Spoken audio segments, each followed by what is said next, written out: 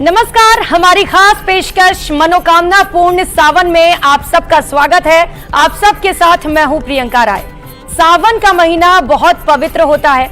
इस साल सावन का महीना 22 जुलाई से शुरू होकर 19 अगस्त को समाप्त होगा। भगवान शिव को सावन का महीना अत्यंत प्रिय है। माना जाता है कि इसी महीने में माता पार्वती ने भगवान शिव को वर के रूप में पाने के लिए व्रत रखा था और तपस्या भी की थी। इसीलिए भगवान शिव को यह महीना बेहद प्रिय है। इसके अलावा समुद्र मंथन से निकले विष को जब भगवान शिव ने अपने कंठ में धारण किया था तो उनके शरीर का ताप बढ़ गया था और इस ताप को कम करने के लिए देवताओं ने भगवान शिव पर जल बरसाया था, जिससे शिव जी को शीतलता मिली थी। सावन के महीने में भी जल बरसता है और इसीलिए भगवान शिव को ये महीना बेहद पसंद है। इस बार सावन के महीने में 5 सोमवार पड़ेंगे। संयोग से सावन की शुरुआत सोमवार के दिन ही हो रही है और सोमवार के दिन ही समाप्त भी।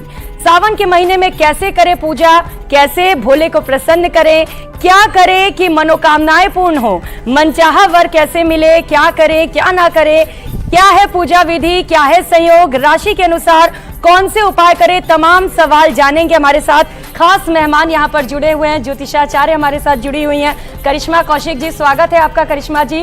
राकेश चतुर्वेदी जी ज्योतिषाचार्य हमारे साथ मौजूद है। तो चलिए शुरुआत करते हैं करिश्मा जी आप ही से, क्योंकि सावन बड़ा ही खास है। ये एक महीना शिव भक्तों के लिए, भगवान शिव को प्रसन्न करने के लिए। तो कब से इसकी शुरुआत हो रही है? क्योंकि कुछ लोग कह रहे हैं 21 से, कुछ लोग 22 से। और ये भी बताइएगा कि क्या है खास संयोग। कर्पूर गौरम करुणावतारम संसार सारम भुजगेंद्र हारम सदा वसंतम हृदयारविंदे भवम भवानी सहितम नमामि। हर हर महादेव। आप सभी दर्शकों को सावन माह की बहुत बहुत शुभकामनाएं। इस वर्ष का सावन जो है बहुत ही खास है। 5 सोमवार पड़ रहे हैं। सबसे बड़ी बात यह है कि सोमवार से ही शुरू होकर सोमवार पे ही समाप्ति होगी, यानी कि रक्षाबंधन का पर्व सावन की पूर्णिमा का जो दिन मनाया जाएगा वो सावन के सोमवार का ही पड़ेगा। इसके अलावा ये जो सावन मास शुरू हो रहा है, ये शुरू हो रहा है 22 जुलाई से और साथ साथ समाप्ति इसकी 19 अगस्त को होगी। बहुत ही खास इस समय पे योग पड़ रहे हैं। सर्वार्थ सिद्ध योग पड़ रहा है पहले ही दिन।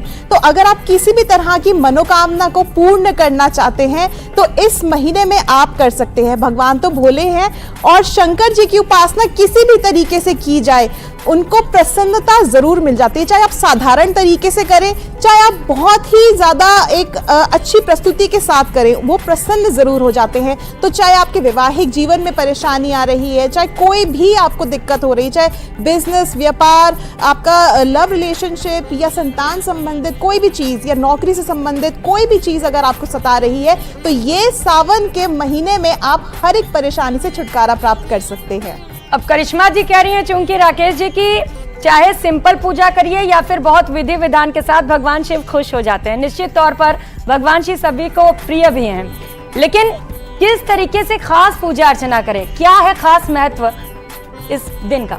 देखिए, पूरा सावन बहुत विशेष है। और क्यों विशेष है, 2 चीजों से समझिए।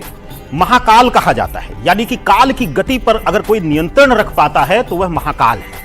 दूसरी चीज, इनको मृत्युंजय कहा जाता है, मृत्यु पर भी विजय प्राप्त करने वाला। मृत्यु पर विजय प्राप्त करने वाले महादेव शिव शंकर हैं। और दूसरा, इस धरा का जो संचालन है, जो रख रखाव जिसको हम कहते हैं या मालिकान अधिकार जो कहते हैं, वह भगवान भोलेनाथ के पास है। और उपासना के लिए कहा जाता है कि अगर हृदय से समर्पित भाव से अगर आप एक लोटा जल या अक्षत भी यानी चावल भी, अखंडित चावल भी अर्पित करते हैं, समर्पण मांगते हैं भोलेनाथ। कहते हैं कि भोले को समर्पण चाहिए, कोई विशेष वस्तु, कोई विशेष सामग्री इनको नहीं चाहिए। तो अगर आप समर्पित मन से, समर्पित भावना से अगर सिर्फ एक लोटा जल ले जाकर के भी उस भावना से अर्पण करते हैं तो भगवान भोलेनाथ प्रसन्न होकर मनोवांछित वर की प्राप्ति कराते हैं। यही एक कारण है कि गृहस्थ जीवन में सोचिए कि एक सन्यासी शैव धर्मी है भगवान भोलेनाथ, और फिर भी हमारे सांसारिक जीवन में, जो वैवाहिक जीवन में, गृहस्थ जीवन में सबसे अधिक अगर कोई पूजनीय है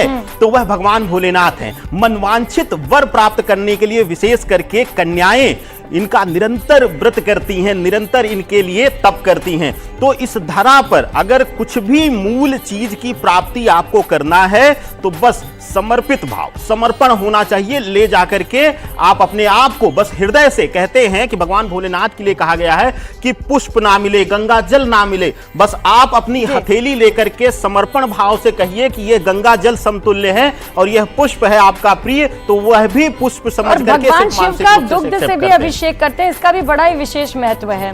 तो कैसे करें दुग्धाभिषेक? क्या इसे लेकर भी कुछ नियम कायदे हैं, विधि विधान है? देखिए, वैसे तो आप अभिषेक बहुत सारी चीज़ों से कर सकते हैं, अपनी राशि के अनुसार भी कर सकते हैं, मगर दूध एक ऐसी चीज़ है जो चंद्रमा का कारक है। और आपने सभी ने देखा होगा, चंद्रमा तो भगवान शिव के मस्तिष्क पे विराजमान है, तो इसीलिए चंद्रमा को प्रबल करने के लिए, मजबूत करने के लिए, अगर चंद्रमा क्योंकि मन का कारक है, माता का कारक है, हमारे मूड का कारक है, हमारा मानसिक संतुलन जो है वो चंद्रमा बना के रखता है। तो अगर आप, क्योंकि दूध जो है चंद्रमा का कारक है, अगर दूध से अभिषेक करते हैं तो आपका जो मानसिक संतुलन था वो सही बना रहता है। किसी भी तरह की चिड़चिड़ापन या नींद ना आ रही हो या किसी भी तरह की मानसिक तनाव आपको सता रहा हो तो इन चीजों से छुटकारा मिलता है। साथ ही साथ माता के साथ आपका रिश्ता जो है वो अच्छा बनता है। माता का स्वास्थ्य अगर खराब रहता है तो वो भी आपको, उससे भी आपको फर्क देखने को मिलेगा, माता का स्वास्थ्य ठीक रहना शुरू हो जाएगा। और सबसे इंपॉर्टेंट चीज, चंद्रमा ना धन भी बहुत देता है, सुख भी देता है, तो इसीलिए आपको सुखों की प्राप्ति भी होगी, इसलिए दूध से भी अभिषेक किया जाता है। तो धन चाहिए, सुख चाहिए, समृद्धि चाहिए, तो भगवान शिव का दुग्धाभिषेक जरूर करिए। राकेश जी, और कौन कौन से शुभ काम कर सकते हैं? क्योंकि किसी भी त्योहार में कहा जाता है कि दान पुण्य का बड़ा खास महत्व होता है, क्या सावन में भी ऐसा है? देखिए, बिल्कुल है। हर सनातन में सबसे उत्तम कार्य माना गया है दान को। दान की जो श्रेणी है वो सबसे सर्वोच्च है, लेकिन इसमें चयन करना होता है कि किस इंसान को या किस जगह पर आप दान दे रहे हैं। दान के महत्ता का वर्णन कई जगहों पर मिलता है। तो श्रावण मास में अगर आप विधिवत भगवान भोलेनाथ का अभिषेक, जैसा कि अभी आदरणीय करिश्मा जी ने कहा कि दूध से अभिषेक चंद्रमा का प्रभाव देता है, लेकिन अक्सर लोग कहते हैं, कटाक्ष करते हैं, प्रियंका जी सुना होगा आपने और करिश्मा जी, की ज्योतिष जो है विज्ञान को नहीं मानता। आपको बताएं कि कैसे विज्ञान हमारे ज्योतिष से आगे बढ़ा है कि दूध से जले हुए लोगों को अक्सर कहा जाता है अगर जल जाए तो दूध से धुला जाता है। और क्यों रुद्राभिषेक किया जाता है दुग्ध से? अगर सूर्य और शनि की युति है कुंडली में, पिता पक्ष पीड़ित है या शिव के क्रोध का कारक आप बन रहे हैं, तो ऐसी स्थिति में कच्चे दूध जो अग्नि ताप पर ना चढ़ा हुआ हो, अब इसमें कुछ लोग पैक्ड दूध को क्योंकि उपलब्धता आसानी से हो जाती है, लेकिन सत्यार्थ तो यही है कि कच्चे दूध से अभिषेक करिए तो वह भगवान भोले नाथ के उस ताप को, उस रेडिएशन को, कहते हैं विज्ञान कहता है कि शिवलिंग के आसपास एक एटॉमिक एनर्जी मिलती है, तो उस रेडिएशन को शांत करता है, उस रौद्र रूप को शांत करता है और उसी रुद्र का शुभ फलित हमें मिलता है। तो दान का अपना विशेष महत्व। जब भी आप अभिषेक करें, पूजन करें, तो आप विशेष रूप से कच्चे अन्न का दान करें और साथ ही साथ जरूरतमंद को वस्त्र दान करें, क्योंकि शिव को आदि गुरु माना गया है, शिव को ही आदि पुरुष की संज्ञा दी गई है। तो ऐसी अवस्था में अगर आप अपने गुरुजनों को, अपने माता पिता को आप प्रणाम करके उनको वस्त्र का दान दें या अपने गुरुजनों को वस्त्र का दान दें, जरूरतमंदों को वस्त्र का, नए वस्त्र का दान दें, तो ऐसी अवस्था में शिव खूब प्रसन्न होते हैं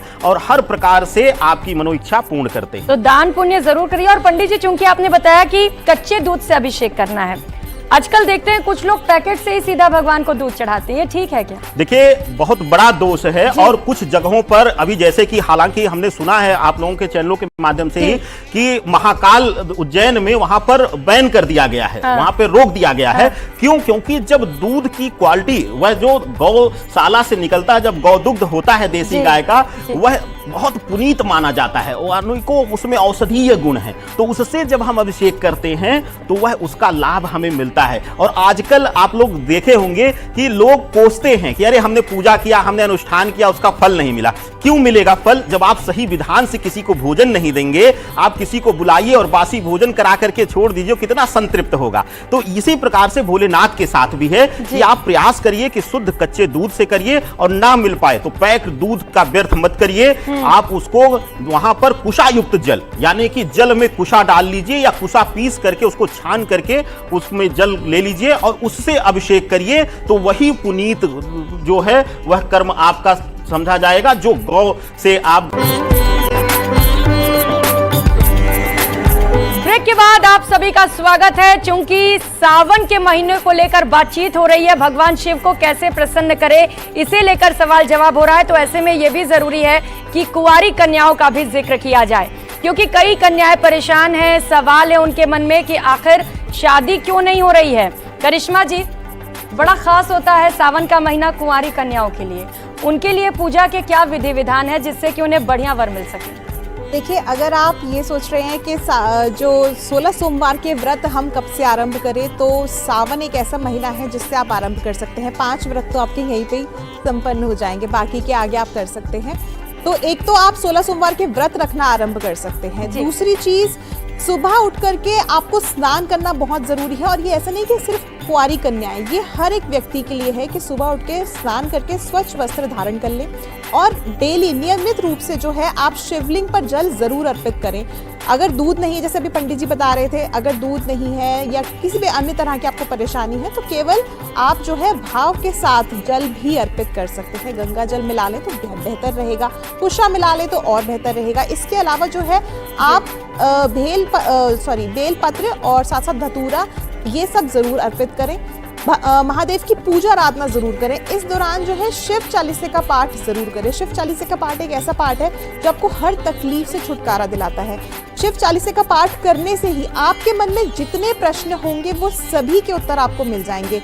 और अगर आपको सही वर नहीं मिल रहा है, अगर आपको बार बार धोखा मिल जाता है, या अगर आपकी शादी कई बार टूट चुकी है, या आप जैसा वर प्राप्त करना चाहते हैं वैसा नहीं कर पा रही हैं, तो इस समय पर आप मंगला गौरी की उपासना जरूर करें। क्योंकि जब सावन के मंगलवार के दिन जब आप पूजा आराधना करते हैं माता की, तो उससे आपको सही तरह का उत्तम वर मिलता है, मनचाहा वर मिलता है। तो मंगला गौरी की पूजा आराधना जरूर करें, माता को श्रृंगार जरूर अर्पित करें, और इसके साथ साथ माता की पूजा आराधना जरूर करें। दुर्गा सप्तशती का पाठ करें। इस समय पे जितना माता का नाम लेंगे उतना भोले प्रसन्न होंगे, जितना भोले का नाम लेंगे उतना ही माता प्रसन्न होंगी। इसके अलावा गठबंधन कलावे से, जिसको मोली भी कहते हैं, मोली और कलावे से जो है गठबंधन भी आप शिवलिंग और माता पार्वती का जरूर करवाएं। साथ साथ गुलाब के पुष्प जरूर माता को अर्पित करें, बहुत खास रहेगा। और अगर आप विवाहित महिला हैं, आपका विवाहित जीवन ठीक नहीं चल रहा है, तो माता को सिंदूर अर्पित करें और पंडित जी को बोल करके भेंट में आप उनसे वापस से वो सिंदूर ले लें, और नियमित रूप से उस सिंदूर को अपनी मांग में धारण करना शुरू करें। आप देखिएगा आपके वैवाहिक जीवन में जितनी भी कष्ट आ रहे थे वो समाप्त हो जाएंगे। और कोई ना कोई आभूषण आपकी जितनी इच्छा हो, जितना आप कर सके, कोई ना कोई आभूषण सावन के महीने में माता को जरूर अर्पित कर दे, ये बहुत ही खास रहेगा। बिल्कुल, सावन का महीना ही खास है, भगवान शिव को कैसे प्रसन्न करें, और खास तौर पर वो कुंवारी कन्याएं जो परेशान है, विवाह नहीं हो रहा है, या वो महिलाएं जो शादी के बाद खुश नहीं है, कोई ना कोई परेशानी चली आ रही है, वो ये उपाय कर सकते हैं। राकेश जी, आपसे जानना चाहूंगी, चूंकि एक मंत्र है ओम नमः शिवाय, ये मंत्र सभी को पता है, इसका जाप भी करते रहते हैं, क्या कोई खास और मंत्र है जिसका जाप करे सावन के महीने में? देखिए, माँ गौरी के लिए और भगवान भोलेनाथ के लिए यह सावन माह जो है, सबसे बड़ी चीज कि इस माह की महत्ता जब आप लोग समझ लेंगे तो उपासना करने में आपको आसानी हो जाएगी। यह सामूहिक शिव परिवार की उपासना करने का महीना है। तो जैसा कि अभी आदरणीय करिश्मा जी ने कहा कि जितना माँ गौरी की प्रार्थना करेंगे उतना शिव प्रसन्न होंगे, और जितना शिव की आराधना करेंगे उतना माँ गौरी खुश होंगी। जब पति का वर्णन होता है या उसकी गुणगान होता है तो पत्नी बड़ी प्रसन्न होती है। बिल्कुल। तो ऐसी स्थितियों में शिव का बीज मंत्र है ओम हौं जी। ओम हौं। अगर मंत्र कुछ भी ना कर पाए तो सूक्ष्म लघु मृत्युंजय करिए, ओम हौं जूं सह, या आप पंचाक्षरी मंत्र जो है नमः शिवाय, यह मंत्र आप करें, आपके जीवन में हर प्रकार से विघ्न बाधा दूर होगी। और दूसरी चीज आप सभी को बता दें कि नर्मदा को शिव पुत्री कहा जाता है। कुंवारी नदियों में सबसे पुनीत नदी स्थान आता है। तो अगर आप नर्मदा का जल लेकर और नर्मदेश्वर शिवलिंग पर अभिषेक करते हैं, इस पूरे सावन भर में किसी भी दिन कर दीजिए, या तो अमावस्या तिथि में कर दीजिए या अंतिम दिवस पूर्णिमा तिथि में कर दीजिए, तो ऐसी अवस्था में आपके जीवन से किसी भी प्रकार की बाधा होगी और किसी विशेष लक्ष्य की प्राप्ति को लेकर अगर आप बढ़ रहे होंगे, उसमें रुकावट आ रही होगी, तो वह हर प्रकार से दूर होगी और आपके जीवन में जैसे पहले दिन सर्वार्थ सिद्ध योग मिल रहा है, वैसे ही आप हमेशा अपने लक्ष्य पर सिद्ध साबित होंगे। आपके जीवन में सिर्फ कामयाबी रहेगी। तो कामयाबी चाहिए तो जो उपाय बताए हैं पंडित जी ने उसे जरूर करिएगा। और चलिए अलग अलग राशि फल पर भी नजर डाल लेते हैं, क्योंकि कहते हैं कि हर दिन लोगों के योग बदलते हैं, संयोग बदलते हैं। राशियों के लिए कोई दिन शुभ होता है, कोई दिन अशुभ। सावन का महीना अलग अलग राशियों पर क्या इम्पैक्ट डालेगा, क्या असर डालेगा? देखिए, सावन के महीने में ना सबसे एक खास बात होती है कि आप कोई भी कार्य करें और भगवान शिव की पूजा करें, वो सिद्ध हो जाता है। मगर ये पूजा ना सच्चे मन से होनी चाहिए। मैंने बहुत सारे लोगों को देखा है अहंकार के साथ पूजा करते हैं। और दूसरा, जब आप मंदिर में भगवान शिव का अभिषेक करते हैं, बेलपत्र चढ़ाते हैं, तो मैंने ये हमेशा देखा है, अक्सर नहीं हमेशा देखा है कि लोग ना दूसरों के बेलपत्रों को उतार करके अपना चढ़ाने की कोशिश करते हैं। ऐसा नहीं है, आप केवल भावना से चढ़ाइए। भगवान शिव को जितना सजाएंगे उतना अच्छा। उनके ऊपर से कुछ उतारे नहीं, अपना और चढ़ा दे ताकि उनके ऊपर रंग जो है वो आपका चढ़े। इसके अलावा अगर बेलपत्र नहीं है तो बेलपत्र भी आप किसी का भी, कोई भी बेलपत्र हो, चाहे वो पेड़ से गिरा हुआ हो, अगर आप उसको साफ जल से धो करके भी भगवान शिव को अपने नाम से अर्पित कर देंगे तो वो भी जो है भगवान शिव तक पहुंच जाता है। इसके अलावा इस महीने में कोई भी कार्य अगर आप करते हैं तो वो संपूर्ण जरूर होगा, मगर आपके भाव जो है वो सही होने चाहिए। किसी के लिए नकारात्मक ना सोचें, अहंकार ना दिखाएं।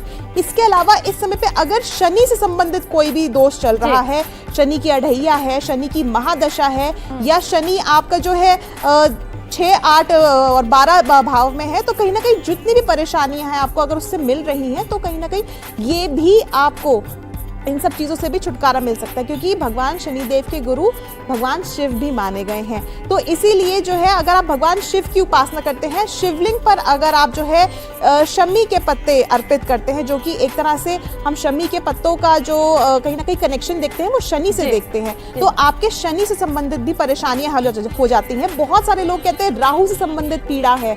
राहु जो है वो कहीं ना कहीं बाधा डालता है, और बिल्कुल डालता है, इल्यूजन्स पैदा करता है, कोई भी काम आपका रोक देगा, जिसकी वजह से बहुत सारे लोग काम नहीं कर पाते। अगर काल सर्प दोष है, क्योंकि काल सर्प दोष एक ऐसे दोष है जो काम बनते बनते बिगाड़ देता है, तो वो राहु केतु की वजह से ही बनता है। अगर इस तरह का भी कोई दोष है तो एक नाग नागिन का जोड़ा आप भगवान शिव को अर्पित कर दीजिए, शिवलिंग पर अर्पित कर दीजिए।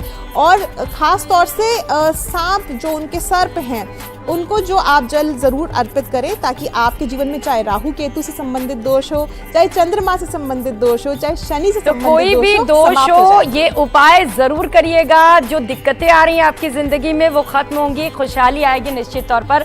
राकेश जी, अलग अलग राशियों पर नजर डालते हुए, क्योंकि सावन का महीना कहते हैं कि राशियों पर भी असर डालता है, कौन सी राशि के लिए अच्छे दिन आने वाले हैं? देखिए, अच्छे दिन तो ईश्वर की आराधना से, ईश्वर की पूजा से हर राशि का आ सकता है, लेकिन कुछ राशियां सावन के महीने में विशेष हैं, जैसे कि शनि की राशियां। खास करके शनि की दोनों राशियां मेष और मकर और साथ ही साथ कुंभ, यह दोनों राशियां, और दोनों ही 7.5 के प्रभाव में। साथ ही साथ मंगल की राशि वृश्चिक राशि, जो कि ढैया के प्रभाव में है। चंद्रमा, शनि चंद्रमा की युति बनकर के विष योग का निर्माण करता है, तो कर्क राशि। यह 4 राशियां ऐसी हैं, इनके जीवन में किसी भी प्रकार की मानसिक पीड़ा है, रिश्तों में पीड़ा मिल रही है, या अनएक्सपेक्टेड तरीके से इंटरव्यूज दे रहे हैं, या कॉम्पिटिटिव एग्जाम्स की तैयारी कर रहे हैं, रुकावटें आ रही हैं। आपने मेष राशि का जिक्र किया है, तो क्या उपाय हैं अलग अलग राशियों के लिए? देखिए, जितने भी मंगल की राशि हैं, मेष हुआ, वृश्चिक हुआ, इनके लिए सबसे अच्छा है लाल पुष्प लेकर के या लाल चंदन से अभिषेक करिए, नमः शिवाय या ओम नमो भगवते रुद्राय, इस मंत्र के साथ आप अभिषेक करिए। अगर आप शुक्र की राशि है, जैसा कि वृष है और साथ ही साथ तुला है, इनके जीवन में वैवाहिक रूप से अगर कोई रुकावट आ रही है या फिर दिक्कतें आ रही हैं, तो वह सफेद पुष्प के साथ श्वेत चंदन अर्पित करें या लेपन करें, तो उनके जीवन में हर तरीके से रिश्ते में अगर पीड़ा आ रही होगी वह दूर हो जाएगी। इसी प्रकार से अगर देखा जाए बुध की राशियां, क्योंकि बुध भी प्रभावित होता है, कहते हैं कि रुद्र जो है, शिव जो है, वह हर ग्रह को नियंत्रित करते हैं। तो ऐसे अवस्था में बुध की राशियां जो कन्या है और मिथुन है, इन दोनों के लिए जो नौकरी में है उनके लिए रुकावटें आ रही हैं, बेवजह के कलीग्स उनके लिए मुसीबतें पैदा कर रहे हैं, या वरिष्ठ से कुछ न कुछ नोकझोंक या वाणी भाव से पीड़ित हैं, तो वह सिंपली कुछ और राशियां बची हुई हैं ऋषभ मिथुन, चाहेंगे कि करिश्मा से उनको अभिषेक फटाफट बता दीजिए कुछ और राशियां, क्योंकि सभी राशि वाले इंतजार कर रहे हैं। देखिए, सबसे पहले हम पूरी 12 राशियों की बात करेंगे। हम बात करेंगे कि आपको जल अभिषेक जो है किस तरह से करना है, क्योंकि जल अभिषेक से ही आपके सारे जो दुख हैं उनसे आपको छुटकारा मिल जाएगा। और ये 30 दिन बहुत खास होते हैं जल अभिषेक करने के लिए। कोशिश कीजिए नियमित रूप से मंदिर जाएं, शिवालय जाएं और जल अभिषेक जरूर करें। पहली राशि मेष के लिए मैं कहूंगी, जैसे पंडित जी ने बताया कि लाल पुष्प जरूर अर्पित करें, गुड़ डाल के जल में जल अभिषेक करें। वृश्चिक की बात करेंगे, दूध से अभिषेक करें। मिथुन की बात करेंगे, गन्ने के रस से अभिषेक करें। कर्क की बात करेंगे, दूध से अभिषेक करें, बहुत खास रहेगा, या सफेद चंदन अर्पित कर दें। इसके अलावा सिंह की बात करेंगे, आप तांबे के लोटे से जो है तांबे के पात्र, कोई भी तांबे का पात्र ले लें, उसमें जल डाल करके अभिषेक करें, खास रहेगा। इसके अलावा हम बात करेंगे कन्या की। कन्या के लिए भी बेहतर रहेगा कि आप लोग जो है गन्ने के रस से अभिषेक करें। बात करेंगे तुला की, तो आप लोगों के लिए बेहतर रहेगा इत्र डाल करके अभिषेक करें। वृश्चिक की बात करें तो वृश्चिक के लिए गुड़ डाल करके अर्पित करें। इसके अलावा हम बात करें अगर धनु राशि की, तो धनु राशि के लिए गेहूं डाल करके आप जल में अभिषेक कर दें। मकर राशि की बात करें तो मकर राशि के लिए बेहतर रहेगा कि आप लोग लौंग डाल करके अभिषेक करें। इसके अलावा अगर हम बात करें कुंभ राशि की, तो तिल डाल करके जल में अभिषेक करें। और अंतिम राशि मीन की बात करें तो मीन राशि के लिए अच्छा रहेगा कि आप लोग जो है किसी भी तरह से भगवान जी को पीला चंदन जरूर अर्पित करें, चाहे जल में डाल करके ही अर्पित कर दें। हल्दी का सेवन ना करें, बिल्कुल भी हल्दी नहीं चढ़ाई जाती है। शंख से कभी भी भगवान शिव जी का जो है अभिषेक नहीं किया जाता है।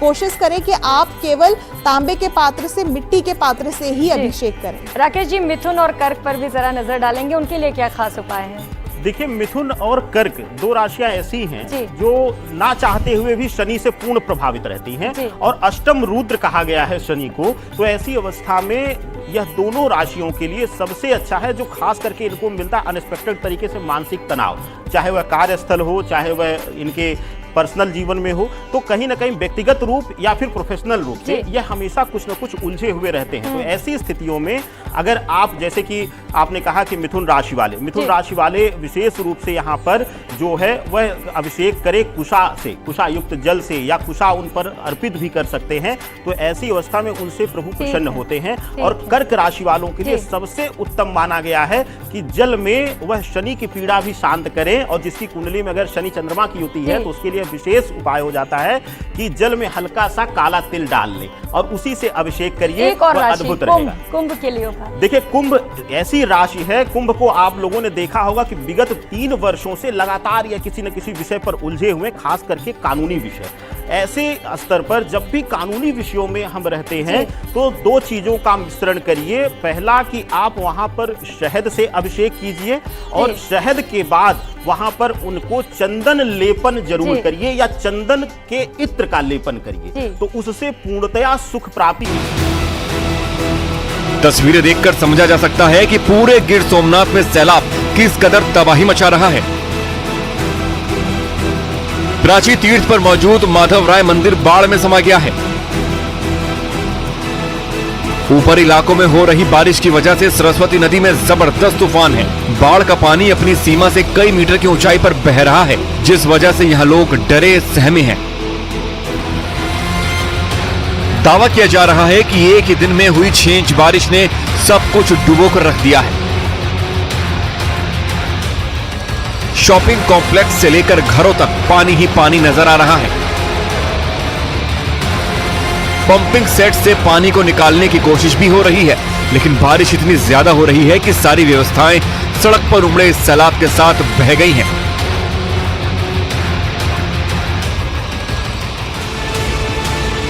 अमरेली में भी भारी बारिश की वजह से हालात बेकार।